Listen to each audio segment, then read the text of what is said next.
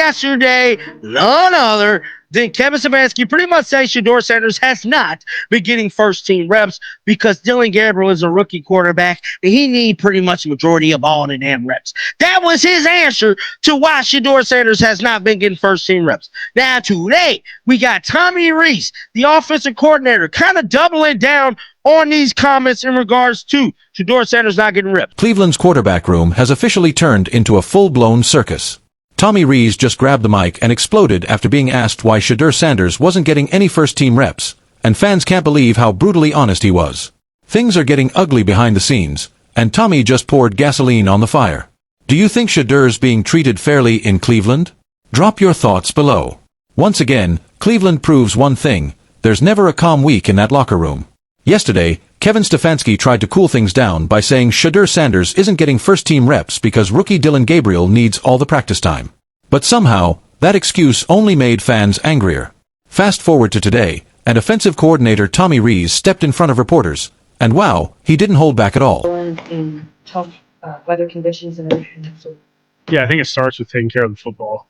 Difference in that game and that weather was our ability to have great ball security. Starts with the quarterback in the center and the exchanges. I thought all of our skilled players, the guys that were handling the ball, did a great job of taking great pride in that. And that was the difference in the game, really, at the end of it, right? You look at numbers and all that, it's equal. And then you look at the turnover battle, and our defense and special teams forced a bunch, and our guys were able to take care of it, and we could capitalize on two of them.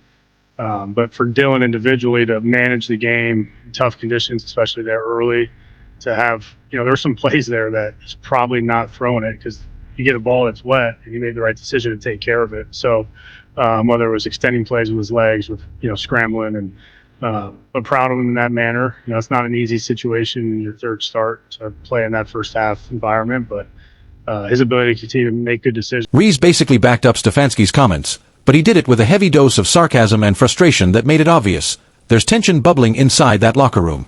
When reporters asked about Dillon Gabriel's performance in those bad weather games, Reese showered him with every compliment possible.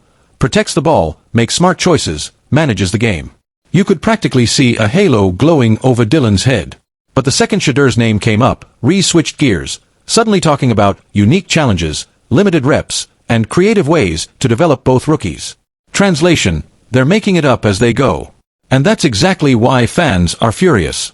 Because honestly, that the rookie needs more reps excuse doesn't hold up when both of them are rookies. You can't say Gabriel deserves all the practice time just because he's new when Shedeur's just as new. They're both in the same boat, but somehow, only one of them gets to row. Your experience with Grandpa White last year? Yeah, really positive.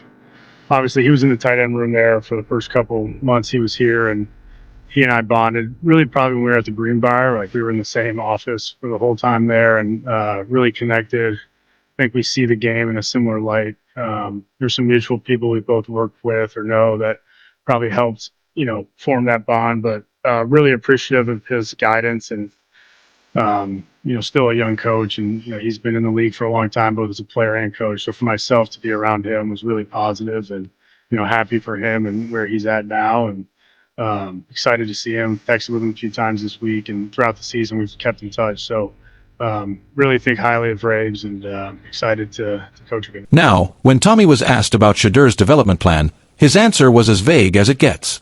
We've got to be creative with how we create extra reps. There's a lot of walk-through reps, learning opportunities, and we're using all our resources. That's pure coach talk for, he's not touching the field. Walk-through reps. Come on, that's like saying you're getting fit by walking past the gym. That's not development, that's damage control. And what really caught everyone's attention wasn't just his words, it was his tone. He didn't sound mad, but you could tell, the irritation was all over his voice. You could tell Tommy was fed up with being asked about Shedeur, but also annoyed at how messy the whole situation looks, because no matter how they spin it, it's a terrible look. Think about it, Shedeur Sanders is one of the biggest names to come out of college football. His jersey sales are insane, his social media numbers are off the charts, and his name draws attention wherever he goes. And yet somehow, he can't get a single first-team rep. Fans aren't buying it, and honestly, neither is half the locker room. Behind closed doors, players see exactly what's going on. They see Dillon Gabriel getting every rep while Shedeur barely touches the ball. That's not competition, that's straight-up favoritism. And Tommy Reese, whether he meant to or not, just exposed that imbalance live for everyone to see. Unusual to have two quarterbacks that are rookies. One of them. Yeah. Can you explain how a challenge it is to develop two rookie quarterbacks at the same time? Yeah, it is. Yeah, especially when you're getting one, you got to get a rookie ready to play in the games, help your team, and then you want to continue to develop so everyone's a snap away. So we're all hands on deck. I would say it's a total group effort. Kevin, myself, Musgrave. It's all hands on deck to try to make sure both are ready to play. You have to maximize opportunities, even if there aren't a ton of reps to go around. You got to be creative with how you create some extra reps.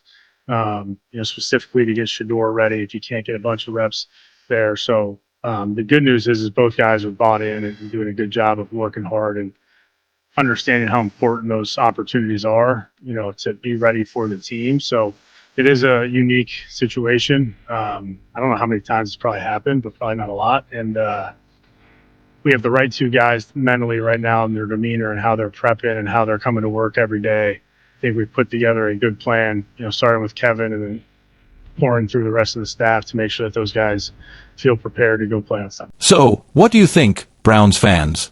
Is Shedeur Sanders being treated fairly, or is Cleveland's quarterback room spiraling out of control?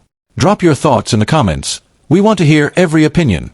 And if you want the latest updates, behind-the-scenes drama, and hot takes straight from the NFL, make sure to hit that subscribe button and turn on notifications so you never miss a moment.